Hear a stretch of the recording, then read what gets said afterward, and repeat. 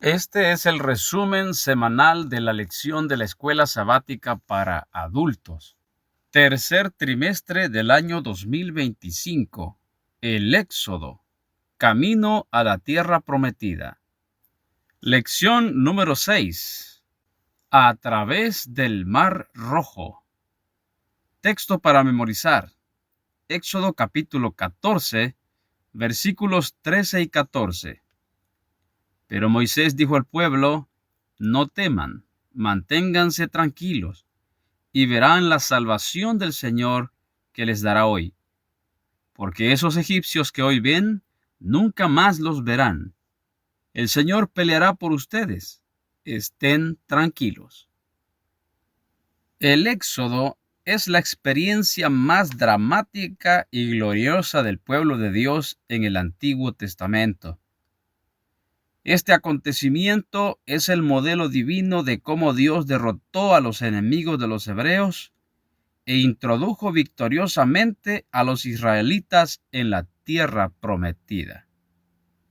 También este éxodo es un tipo del segundo éxodo que el pueblo ha de pasar de todas las naciones del mundo hacia la tierra gloriosa, la tierra prometida, que se encuentra en el centro de la tierra.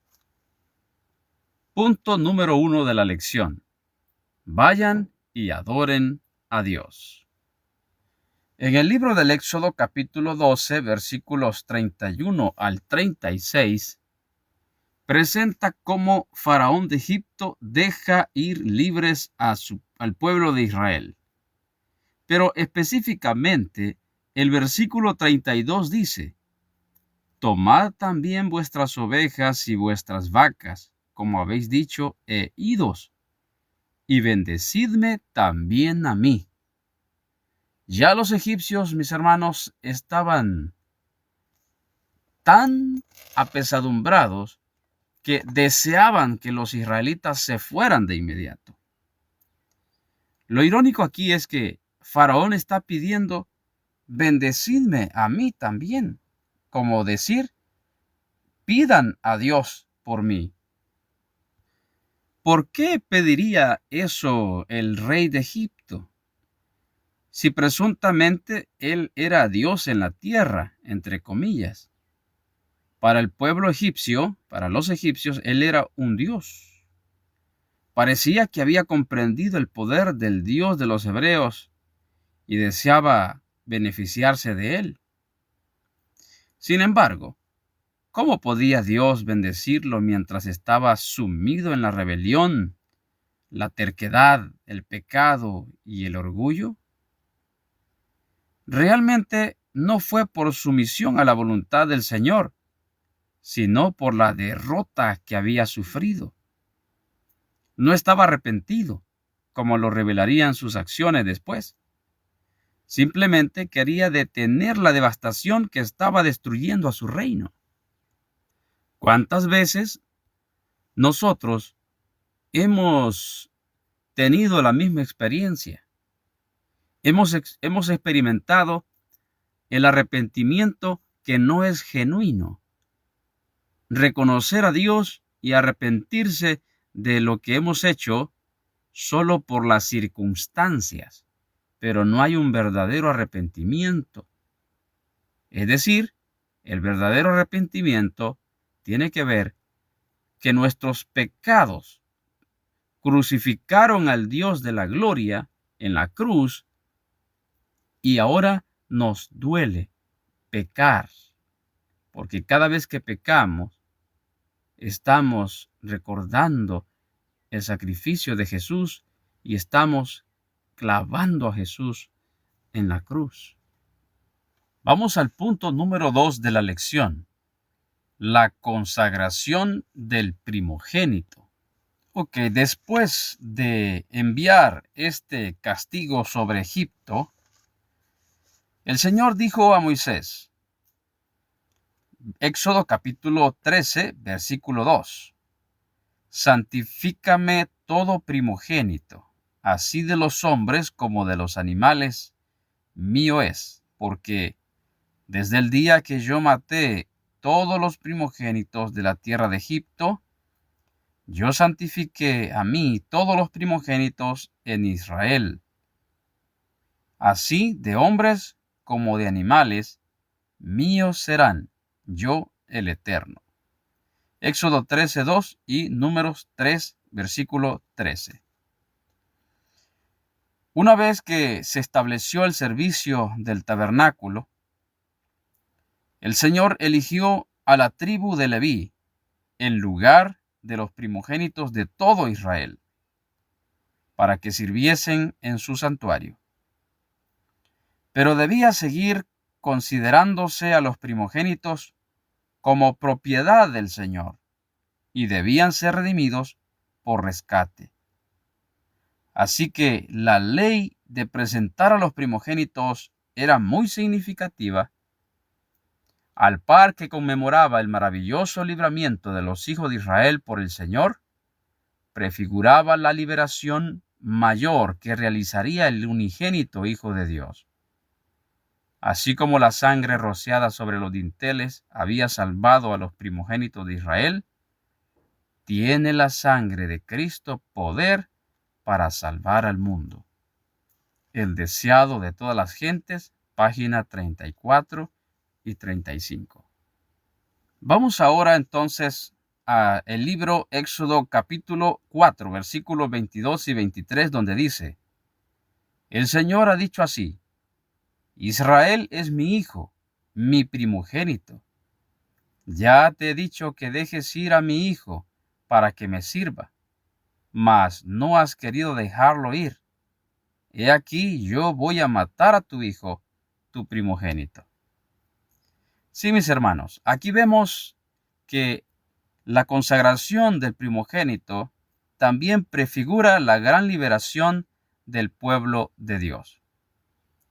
Y es que en estos últimos días, Dios quiere también salvar las primicias en la iglesia. Y en el libro del Apocalipsis, en el capítulo 14, aparecen esas primicias.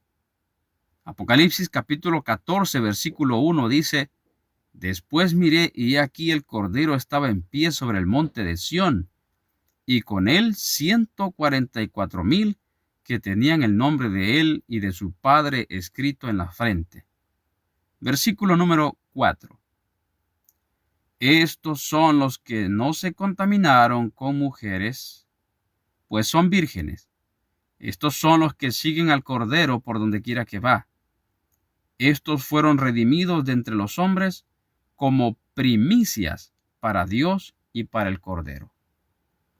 Sí, mis hermanos, los 144,000 son llamados primicias o primeros frutos, o como aparece en la lección, los primogénitos, consagrados para un uso santo. Por eso es que a los 144,000 se les conoce como reyes y sacerdotes en el reino que muy pronto Dios ha de levantar aquí en la tierra. Punto número 3 de la lección: el cruce del Mar Rojo. En el libro del Éxodo, capítulo 13, versículos 17, hasta el capítulo 14, versículo 12, vemos cómo Dios guió a los israelitas cuando salieron de Egipto. Y según la Escritura, se dice que los israelitas salieron como un ejército bien organizado, e incluso dice que iban armados, o sea, salieron como ejércitos en orden. Aunque iban armados, sabemos que no estaban adiestrados para la guerra. En su momento, Dios iba guiándolos y ellos iban en una ruta que tenían que pasar por tierras de los filisteos. Sin embargo, Dios le dijo a Moisés que dieran la vuelta y que siguieran la ruta del Mar Rojo. Era obvio que enfrentarse contra los filisteos por voluntad humana no hubiesen podido ganar ante los filisteos. Así que Dios quería mostrarse de manera más grande, más grandiosa, como lo había hecho en Egipto, para mostrar a su pueblo que Él puede incluso abrir el mar. Los hebreos se dividieron en unidades y marcharon como un ejército. Más tarde, cuando Balaam vio desde las colinas de Moab que Israel estaba acampando, dice que estaba por tribus. ¿Cuántas tribus eran? Eran 12 tribus. Y estas 12 tribus, cada una, más adelante, tenía una bandera. De igual forma, cuando sea la liberación en el segundo éxodo, vamos a ver a los 144,000 también organizados como un ejército en orden. Por eso es en el capítulo 7 del libro del Apocalipsis, los 144,000 aparecen de las 12 tribus. Apocalipsis 7, versículo 4. Oí el número de los sellados, 144,000 sellados de todas las tribus de los hijos de Israel. Ahora leamos otra cita inspirada en el libro Profetas y Reyes, página 535. Hablando de esta escena, dice: revestida de la armadura de la justicia de Cristo, la iglesia entrará en su conflicto final, hermosa como la luna, esclarecida como el sol, imponente como ejércitos en orden. Cantares 6:10. Ha de salir a todo el mundo, vencedora y para vencer. De este segundo éxodo, también el profeta Isaías profetizó al respecto. Capítulo 11 de Isaías, versículos 11 y 12. Asimismo, acontecerá en aquel tiempo que el Señor alzará otra vez su mano para recobrar el remanente de su pueblo que aún esté en Asiria, en Egipto, Patros, Etiopía, Elam y Hamat y las costas del mar. Y levantará pendón a las naciones, y juntará a los desterrados de Israel, y reunirá a los esparcidos de Judá de los 4 confines de la tierra. Ahora saltamos al versículo 16. Y habrá camino para el remanente de su pueblo que quedó de Asiria, de la manera que hubo para Israel el día que subió de la tierra de Egipto. Sí, mis apreciados hermanos, este remanente del que se habla aquí son los 144,000 que Dios ha de juntar de todas partes donde haya iglesia adventista. Las 12 tribus de Israel de hoy, el Israel espiritual de hoy, ha de juntarlos y llevarlos otra vez a la tierra prometida. Y si hay algún obstáculo, como era el obstáculo del Mar Rojo, que fue abierto en aquel entonces, Dios también abrirá. Como dice Isaías capítulo 11, versículo 15. Y el Señor secará la lengua del mar de Egipto, levantará su mano con poder de su espíritu sobre el río y lo herirá en sus 7 brazos, y hará que pasen por él con sandalias. Gloria a Dios por esta maravillosa promesa. Punto número 4. Avanzando por fe. En esta lección, Éxodo capítulo 14, versículos 13 al 31, nos presenta 4 puntos cruciales acerca de cómo actuar en situaciones difíciles. Primero, Dios le dice: no teman. Este es el primer llamado a confiar en el Señor, porque solo de esa manera se puede vencer el temor. Luego, en segunda instancia, Dios le dice: manténganse tranquilos. Mantenerse tranquilos no significa no dejar de murmurar y esperar grandes cosas, sino confiar en Dios, esperar pacientemente en Él. En tercer lugar, Dios le dice: verán la salvación que el Señor les dará. Vemos ahí, mis hermanos, que ver significa abrir los ojos. porque la incredulidad es ciega. Y por último, Dios le dice, el Señor peleará por ustedes. Por eso es que nosotros, mis hermanos, no debemos tener miedo. Recuerden, no teman, manténganse tranquilos, vean la salvación de Dios y el Señor peleará por ustedes. Por eso es que vemos tan difícil llegar a ser uno de ese remanente. Pero estas palabras tienen que darnos a nosotros consolación para seguir adelante. Vayamos ahora entonces al punto número 5 y último de la lección, el cántico de Moisés y de María.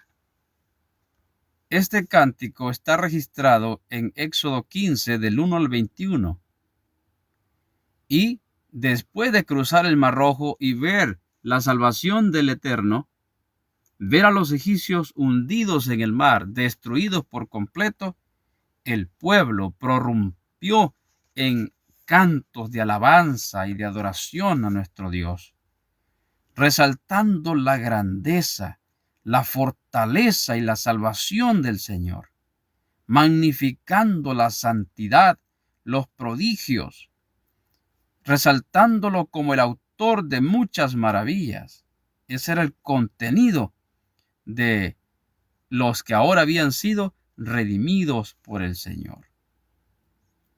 Pues también en el Apocalipsis se dice que los redimidos también cantarán el cántico de Moisés y del Cordero. Veamos en el capítulo 14 del libro del Apocalipsis lo siguiente. Capítulo 14, versículo 3. Y cantaban un cántico nuevo delante del trono y delante de los 4 seres vivientes y de los ancianos. Y nadie podía aprender aquel cántico sino aquellos 144,000 que fueron redimidos de entre la tierra. Ahora, hablando de ese segundo éxodo que Dios está por hacer, Isaías lo presenta así. Después de describir en el capítulo 11 el segundo éxodo que Dios ha de hacer, el capítulo 12 de Isaías se basa en ese cántico. Dice el capítulo 12, versículos del 1 al 6. En aquel día dirás, cantaré a ti, oh Eterno, pues aunque te enojaste contra mí, tu indignación se apartó y me has consolado. He aquí Dios es mi salvación, me aseguraré y no temeré, porque mi fortaleza y mi canción es el Eterno, quien ha sido salvación para mí. Versículo número 5. Cantad salmos al Eterno porque ha hecho cosas magníficas. Sea sabido esto por toda la tierra. Regocíjate y canta, oh morada de Sión, porque grande es en medio de ti el Santo de Israel. ¡Qué maravillosa lección de esta semana! Vemos cómo el primer éxodo es un tipo del segundo éxodo que Dios hará al recoger primero a las primicias, los primeros frutos, los 144,000, pero que también vendrán segundos frutos, esa gran multitud que nadie podrá contar, y que no habrá obstáculo que detenga al pueblo de Dios cuando vaya de regreso a la tierra prometida. Dios nos ayude para que podamos tener fe, no tener miedo y avanzar por fe, porque Dios es nuestra salvación y nuestra justicia. Que el sol de justicia alumbre nuestras vidas hoy y que traiga paz a cada corazón.